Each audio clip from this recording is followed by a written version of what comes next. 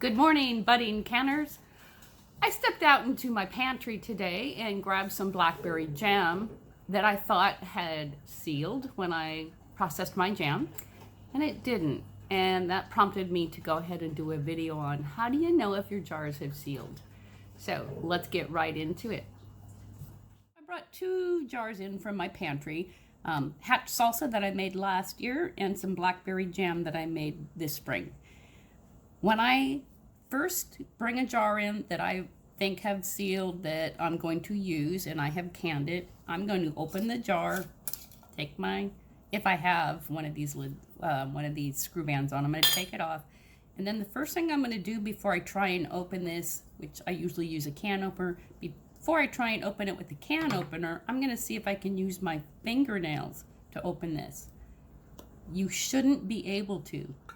This came off really easily when I opened it this morning, and I immediately went, oh dear, I'm not using that. I didn't notice if this wasn't down. So first test is, can I take it off with my fingernails? Let me show you with the hatch.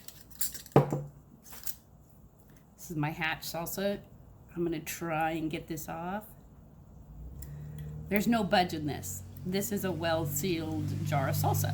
So also, I've said this before in my videos, but this is a good time to show you my examples. When you are checking your jars for seals, before you put them away, you want to look, you want to listen, and you want to feel the top of the jars. So I want you to hear the difference between a sealed jar and an unsealed jar. This is my sealed jar, very solid sounding. This is my unsealed jar, very tinny sounding. So there's a huge difference in how they sound. You also want to look.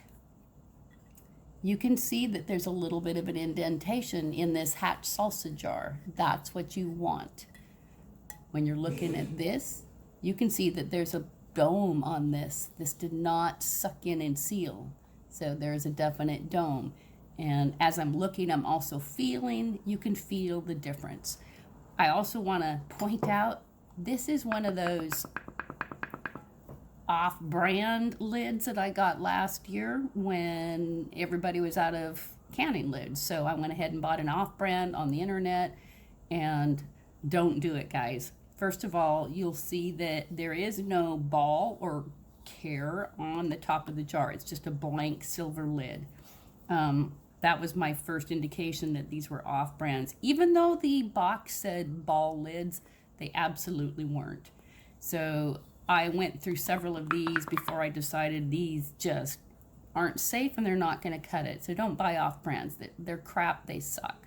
And this was definitely one of those off brands. Again, my guess was it had maybe a little bit of an indentation and sounded okay when I put it back in my pantry, but bringing it out, its seal had failed. So anyway, if you have any questions, put them in the comments below. I'm happy to respond and answer them for you.